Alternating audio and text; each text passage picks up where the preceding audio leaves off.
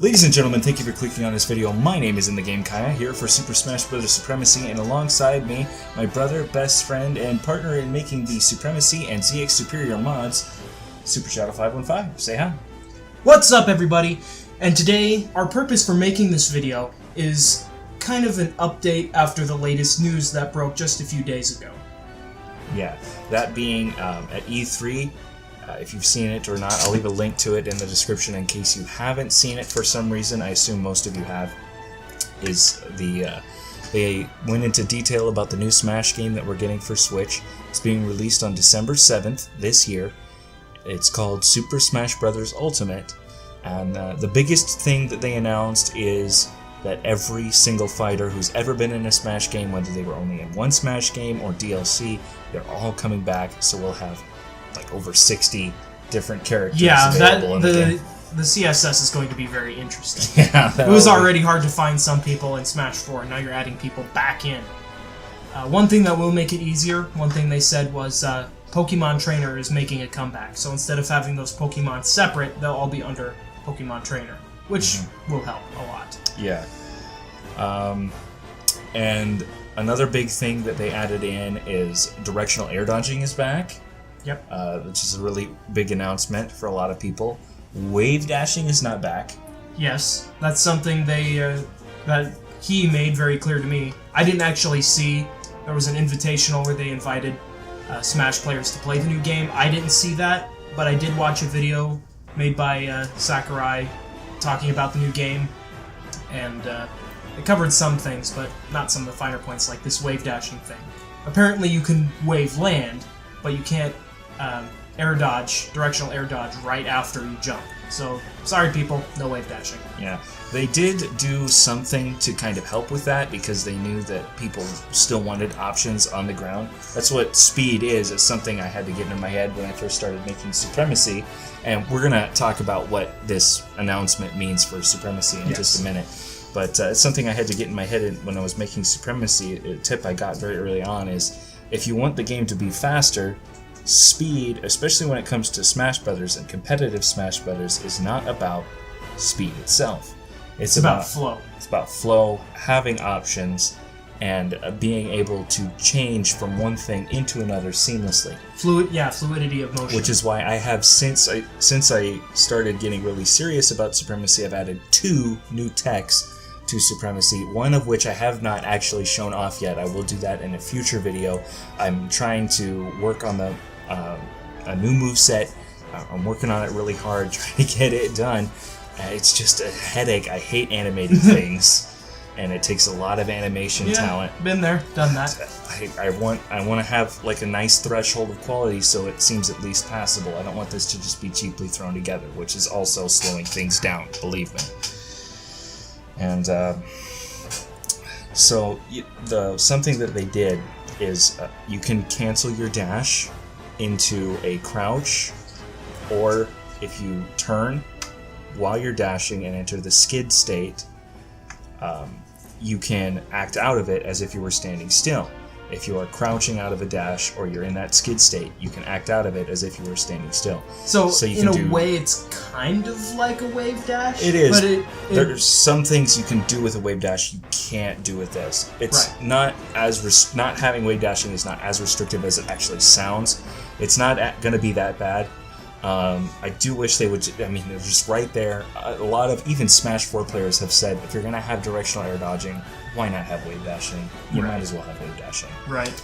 And I personally maybe make it so that you can do 1 or 2 wave dashes, and the dashes come out, a little bit slower if you do multiple of them. So you can't just do a whole bunch of wave dashes in a row all over the place. If you really want to nerf wave dashing, or you don't want it to control the meta, or whatever it is, or whatever reason they decided they didn't want it in the game, there are other ways to go about nerfing it without completely taking it out of the game. And having that option still available as like a quick juke move, would be really valuable. And your suggestion transitions nicely into another point, which is that any type of dodge between air dodge and roll and spot dodge, the more you do consecutively, the shorter the invulnerability window is. And directional air dodges, it's not just that. I'll clarify something. It's not just about shortened invulnerability. There's additional lag on the end of the move. I forgot about that. So you can't act out of it as fast. So if you roll the second roll, it'll be a little bit slower until you get to the third roll, and even slower until you get to the fourth roll.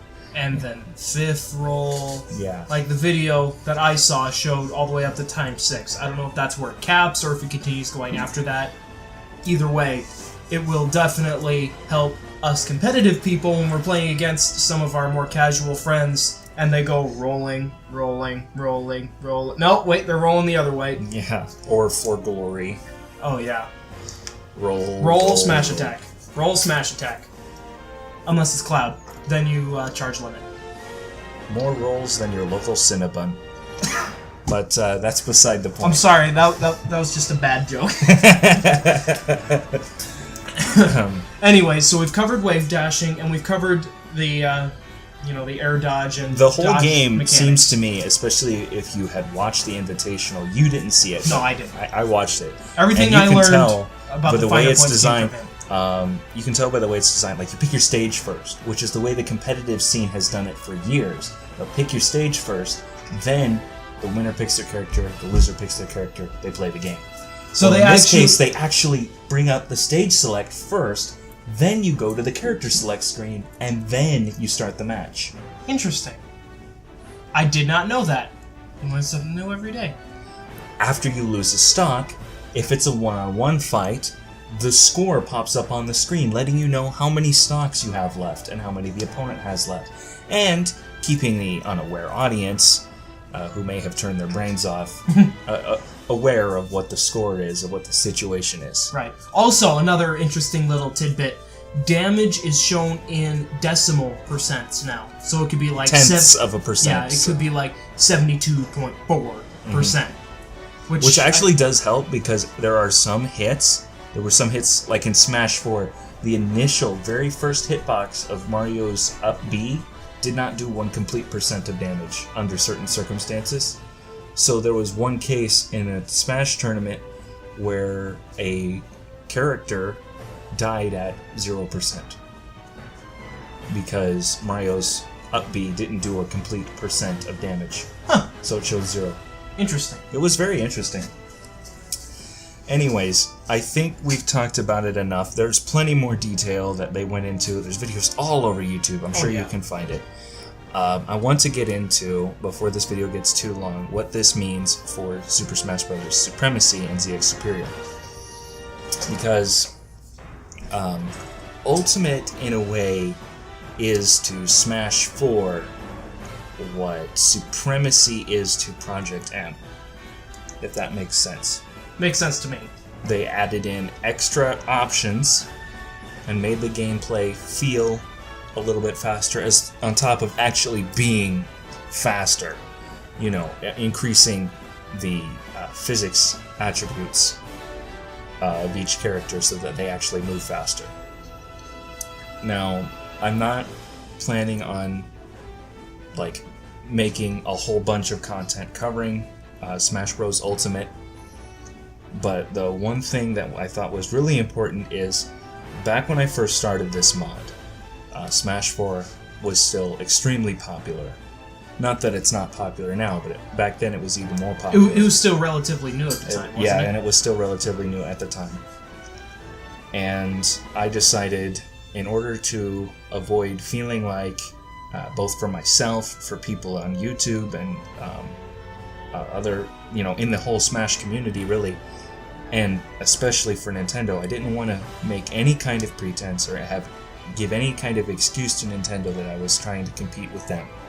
Because Nintendo can be really picky about their fan games. And then get a CND. Yeah, because I'm trying to be very safe here. So I decided a long time ago that I would not put in characters that were in Smash 4. So any characters that were newcomers in Smash 4 that had not been in a previous Smash game, I decided that I would not add in those characters because I already knew I was going to be expanding the roster. It was one of the initial reasons that I created Supremacy, is I wanted more characters to play with. Right. And I wanted decently designed movesets that I figured, for the most part, I would have to design myself. There have since been other really high quality mods that have come out, like Waluigi and Ridley, that I don't think were really around back then. They were being worked on. Maybe not in the initial stages, anyways. Yeah. So, that expansion of the stages and the characters is one of the things I want to do with SupreMacy. But I didn't want to just add characters that were in Smash 4. Because then it might feel like you were trying to compete with Smash 4 in a way. In a way. Since then, things have obviously changed. Other mods have come out that have those characters, including copies of their movesets, and a mod that literally tries to replicate Smash 4 in Brawl to the best of its ability. So, and they are fine. Now, for the most part, they're pretty small time, and I think SupreMacy, maybe not now, but perhaps eventually will get bigger. I don't know that for sure. We can certainly hope. We can certainly hope. But those mods have not seen really any legal action taken against them, at least for the most part. And even Project M, as big as it was, didn't get legal action taken against them either. The other thing that changed is with the announcement of Super Smash Bros. Ultimate. Now, this is spoilers in the event that... I know the other stuff was kind of spoilers too, but this is even bigger. There are new fighters in Smash Bros. Ultimate that they announced, specifically 2 of them, one of them being an Echo fighter, and the other being a full newcomer. And if you've seen the reveal already, you know where I'm going with this, because apart from Dr. Mario, who was in Melee, the first 2 characters that I added in, one of which I showed off a long time ago, and the other one was built into the template that I used to make this mod, Daisy and Ridley, both of which were announced for Super Smash Bros. Ultimate. Daisy as an echo of Peach, and Ridley as the newcomer. Exactly. So, I now am in the position where I have characters in my game that have been announced for the new game. So I either follow my previous idea of trying to avoid trouble as much as possible by not including those characters that would be announced for Super Smash Bros. Ultimate, and sticking only to characters that came before Brawl, in Brawl, before Brawl, or have not been in the Smash game.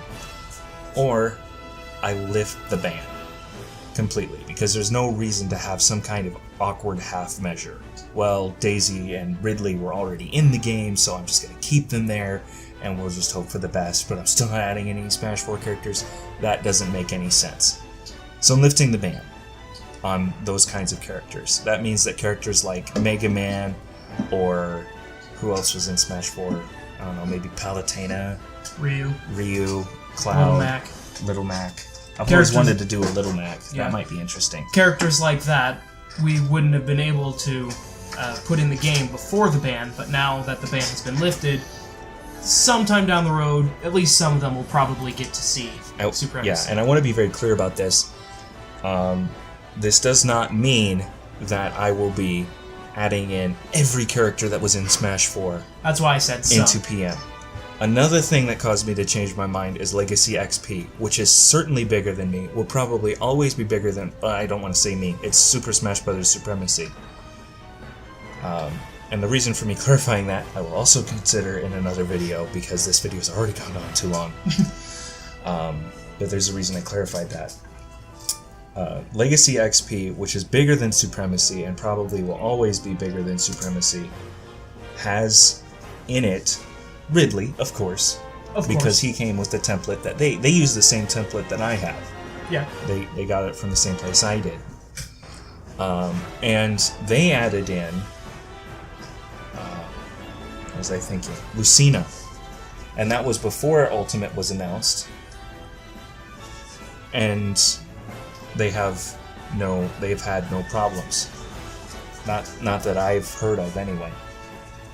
So here's the thing.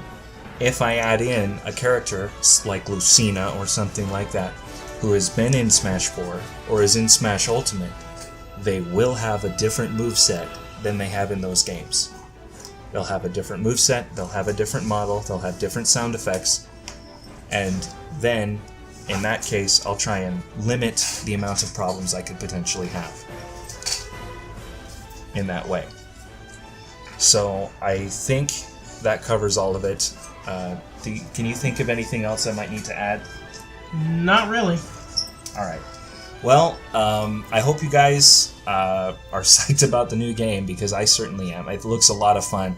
To me, Smash Ultimate is what I wanted Smash 4 to be, and kind of a half step between it and Melee, including some things from Melee back into the game. And it'll be a game that my non-competitive friends can play as well, and we'll all have fun together, hopefully. And that's instead of us forcing them into playing with some kind of tourney rule set and stuff like that. Yeah, and in the long run, it sounds like, anyways, Smash Bros. Ultimate is supposed to be the game that's supposed to try and bring the two sides of Smash Bros. Together, the more casual side and the more competitive side. Try and bring those two sides back together so that everybody can have fun together. Yeah, and hopefully that's what it will do. So, I'm pretty sure that covers it. If you have any questions, leave them down below. If it gets to be a lot of questions, I'll make another video, a follow-up video. I'm going to try and do more updates like this on a more regular basis, even if it's just me speaking into a microphone like this, even if my brother can't help me with the video. Heaven forbid. But, yeah, you guys have a good day. Be sure to subscribe for more updates for the Super Smash Bros. SupreMacy mod. We have some really exciting stuff we've been working on quietly. We're excited to show you. It's not going to be maybe within the next week or two, but hopefully soon after that. We're working on it as hard as we can, because we want to get this out as soon as possible. Thank you guys for watching this video, for sticking around for 17 minutes. Yeah, and also be sure to check out the Discord if you do want to follow, because more updates are shown on the Discord server than on the YouTube channel. Yeah. So if you aren't already following it, please do. It'll be a better way of keeping up with the project. Exactly. Thank you for that. And with that, have a good day. Thank you.